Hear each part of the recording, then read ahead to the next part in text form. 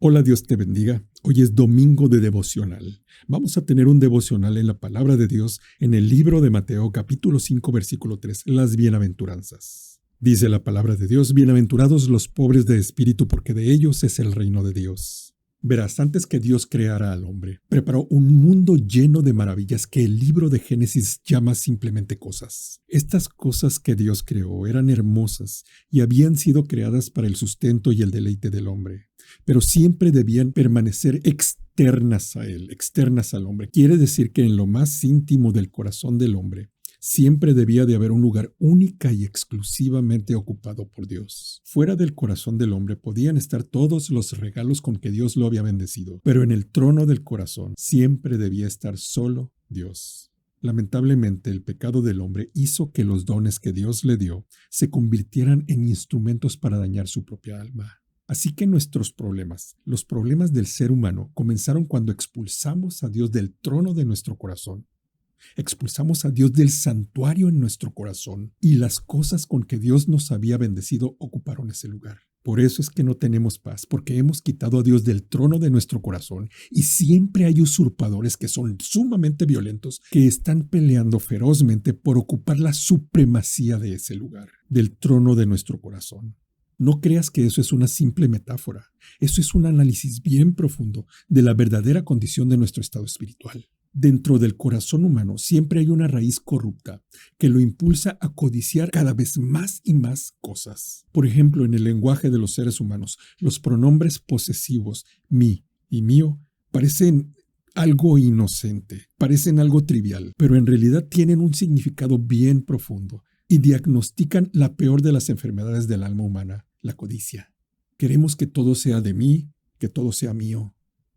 Las cosas materiales han echado raíces tan profundas en nuestro corazón que tenemos terror de arrancarlas de ahí porque tenemos miedo a morir si lo hacemos. Las cosas han llegado a sernos indispensables. Eso nunca debió de habernos ocurrido. Las cosas con que Dios nos bendijo han ocupado el corazón de Dios en nuestro corazón y eso ha trastornado por completo el orden natural de las cosas. Ahora bien, nuestro Señor Jesucristo se refería precisamente a esa tiranía que tienen las cosas sobre nosotros cuando les dijo a sus discípulos: si alguno quiere venir en pos de mí, niéguese a sí mismo, tome su cruz y sígame, porque cualquiera que quiera salvar su vida, la perderá, y cualquiera que pierda su vida por causa de mí, la hallará. Mateo 16, 24 y 25.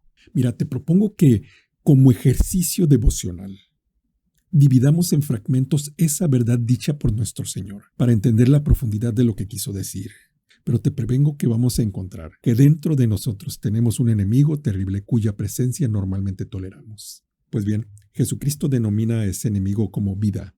Él dice: el que quiera salvar su vida es lo mismo que nosotros llamamos nuestro propio ser. Ese enemigo, si observas dentro de tu corazón, si yo observo dentro de mi corazón, podemos observar que tiene como característica el deseo de poseer. Jesús dice que permitir a ese enemigo vivir terminará al final con todo. En cambio, repudiarlo y repudiar junto con él todas las cosas del mundo, las cosas mundanas, dará como resultado final la vida eterna en Jesucristo. No estoy hablando de ascetismo. El ascetismo es una filosofía que dice que hay que renunciar a todo para tener un acercamiento más profundo con la deidad. No estoy hablando de ascetismo. El ascetismo normalmente lleva a la herejía. Pero sí, Jesucristo nos dice que debemos de renunciar al apego que tenemos a las cosas. Y también en este pasaje que estamos analizando, insinúa también cuál es el único medio para luchar contra ese enemigo: la cruz. Él dice: tome su cruz y sígame. Eso es así porque la mejor manera de adquirir un conocimiento de Dios es pasando ni más ni menos que por valles de tristeza y soledad. En verdad, cuando sufrimos o cuando nos sentimos solos, nos acercamos más a Dios. Cuando estamos satisfechos con nuestras vidas, cuando estamos satisfechos con las cosas, tendemos a alejarnos del Señor. Los bienaventurados que poseen el reino de Dios son aquellos que han repudiado todo lo externo y han desarraigado de su corazón la necesidad feroz que tenemos de poseer cosas. no quiere decir que no puedas poseer cosas. Quiere decir desarraigar esa pasión por tener cosas. Esos son los verdaderos pobres de espíritu. Ese es el significado que tiene la palabra pobre en los labios de nuestro Señor Jesucristo. Esos bienaventurados han dejado de ser esclavos de las cosas. Han roto el yugo opresor. Han hallado la liberación, no por medio de luchas, sino por medio de la rendición a Jesucristo. Como ya no tienen deseos de poseer nada, llegan a poseerlo todo en Cristo Jesús, quien es dueño de todo. De ellos es el reino de los cielos. Eso quiere decir que todos los cristianos debemos caminar en esa dirección. Te ruego que no tomes esto como una enseñanza bíblica de esas que lamentablemente tendemos a olvidar. Esto que estamos aprendiendo es un indicador, un señalamiento del camino estrecho. Esto es la apertura de la puerta angosta que lleva a la salvación. No sé si has escuchado o leído alguna vez El progreso del peregrino. Pues bien, si queremos proseguir en la sagrada búsqueda, como el protagonista del progreso del peregrino, no debemos tomar otro camino fuera de este. Debemos ascender esta colina paso a paso. Si nos negamos a dar un paso más, dejamos de ascender.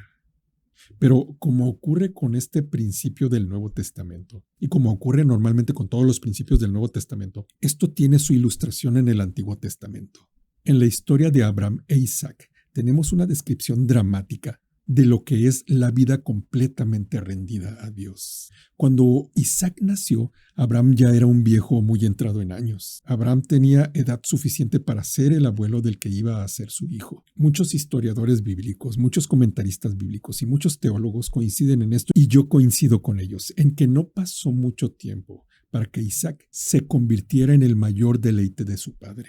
Desde el momento en que Abraham levantó en brazos a su hijo, desde ese momento, él se constituyó en esclavo del amor de su hijo. Esto es fácil de comprender. Abraham había deseado un hijo de su esposa toda la vida. Su esposa era estéril y vieja, y él era viejo. El niño representaba todo aquello que Abraham más amaba y reverenciaba: las promesas de Dios, los pactos de Dios y las esperanzas de un Mesías. A medida que el niño crecía y se convertía en un joven, el corazón de Abraham se ligaba cada vez más, hasta que esa relación llegó a hacerse peligrosa. Fue entonces que Dios intervino en la vida del padre y del hijo para salvar a ambos de las consecuencias de un amor demasiado humano. Porque los humanos no sabemos medir nuestro amor. Sacamos a Dios del trono de nuestro corazón y ponemos otras cosas ahí. Dios le dijo a Abraham: toma ahora tu hijo, tu único, Isaac, a quien tú amas, y vete a tierra de Moriah, y ofrécelo allí en holocausto sobre uno de los montes que yo te diré. Génesis 22:2. Mira, la Biblia no nos cuenta sobre la agonía que tuvo ese padre esa noche a solas con Dios, pero podemos imaginarla respetuosamente. Es posible que esa agonía no se haya vuelto a producir en ningún otro hombre sino hasta aquella noche en el huerto de Getsemaní, cuando uno, mucho más grande que Abraham, sintió una angustia hasta la muerte, cuando iba a morir por mí y por ti. Los que somos padres sabemos que hubiera sido mucho más preferible que el propio anciano fuera el que tenía que morir. Para él ciertamente hubiera sido mucho más soportable, porque la muerte no es algo tan penoso para alguien que está acostumbrado a caminar con Dios. Además, Abraham se hubiera sentido dichoso de haber contemplado por última vez a su hijo, en quien habrían de cumplirse las antiguas promesas de Dios. Pero esta fue la prueba de fuego para Abraham, y él no falló en cumplirla. El viejo santo ya había hecho su decisión. Ofrecería a su hijo, Isaac, en holocausto, tal y como Dios se lo había dicho. Dice la carta de Hebreos, plenamente convencido de que Dios le habría de resucitar de entre los muertos. Esa fue la solución que halló aquel adolorido corazón en la hora más negra de su vida. Y muy de mañana se levantó para cumplirla. Es precioso notar cómo, aunque Abraham había fallado en comprender los métodos de Dios, había acertado en la comprensión de las intenciones de su corazón. No lo resucitaría, pero sí iba a cumplir su promesa.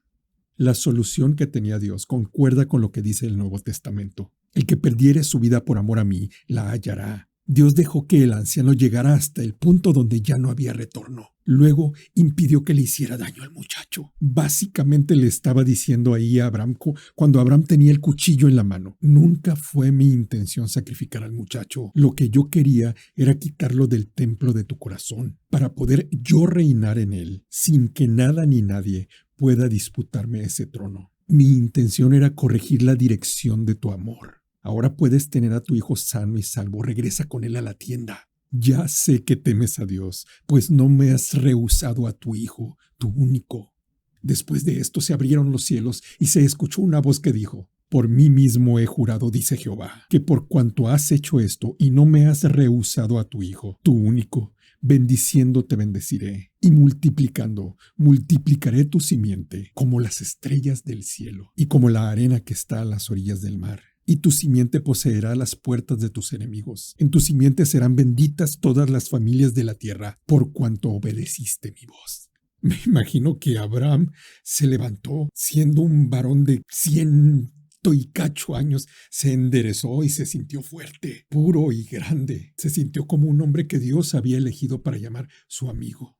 Abraham pues era un hombre totalmente rendido a Dios, completamente sometido a él y sin nada que pudiera llamar suyo.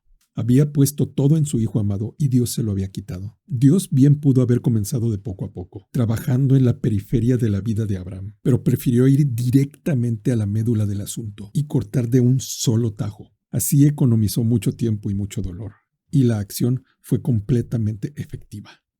Si te fijas, dije que Abraham no tenía nada que pudiera llamar suyo. Pero no era rico este hombre. Tenía siervos, ovejas, camellos, ganado. Tenía muchas cosas, muchas riquezas. Además tenía una esposa hermosísima. Tenía amigos y además tenía a su hijo, Isaac. Tenía todo, pero nada era suyo. Ya lo había comprendido.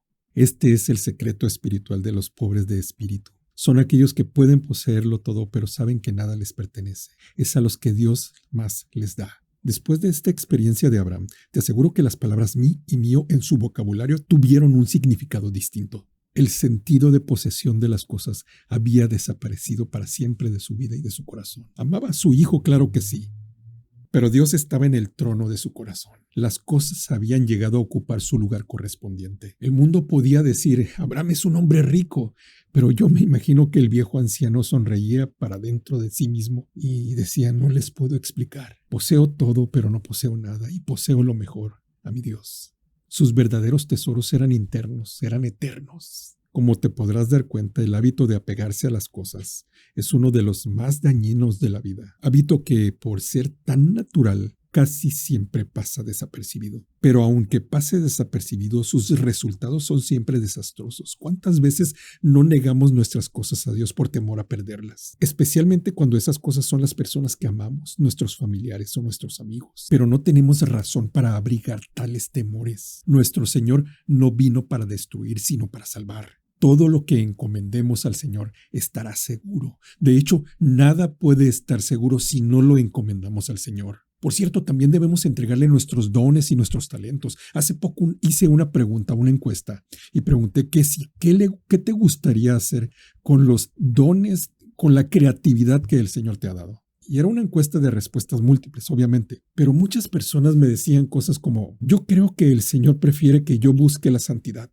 Como si utilizar tus dones y tus talentos no fuera parte de buscar la santidad. Es como dijo mi pastor una vez: hay personas que se ponen el disfraz de cristiano cuando están evangelizando, cuando están en la iglesia, cuando están conviviendo, pero se lo quitan para todo lo demás. Es como si vivieran dos tipos de vida distinta. Una cosa son mis talentos y una cosa es la santidad. Una cosa es esto y una cosa es Dios. Eso es un error. ¿Qué tienes que no lo hayas recibido? Y si lo has recibido, ¿por qué te glorías como si no lo hubieras recibido? El cristiano que madura en la fe puede reconocer que tiene esa tendencia en su corazón y lucha contra ella. Esa tendencia de decir que hay cosas que son mías y que Dios de alguna manera o no está involucrado o no le interesa. Y eso nos ocurre a todos en cierta medida. Pero si queremos y anhelamos conocer más profundamente a Dios, debemos hacer algo para remediar ese mal. Pero ¿qué es lo que podemos hacer? Lo primero que debemos de hacer es dejar aparte, hacer a un lado cualquier intento de defendernos. No podemos defendernos delante de Dios. Debemos reconocer que hemos puesto cosas en el trono de nuestro corazón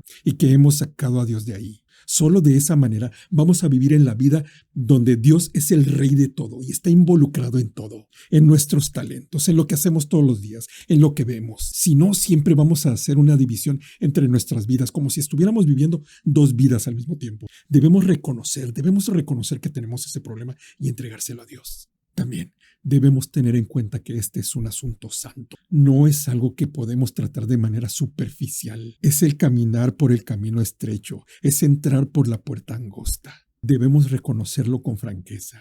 Debemos reconocer que necesitamos andar ese camino donde Dios está en el trono de nuestro corazón, y debemos reconocer que tenemos ese problema. Entre más pronto trabajemos en eso, más corto será el sufrimiento, porque eventualmente Dios nos tendrá que poner en la prueba. Nos va a tener que quitar cosas para probar nuestros corazones. Y cuando llegue ese día, tenemos que estar preparados para decirle: sí, Señor, todo te pertenece. Y entonces Dios va a decir: exactamente, quería que tú lo supieras. Todo me pertenece. Quiero mi trono en tu corazón. Y debemos estar de acuerdo, porque es el lugar que le pertenece.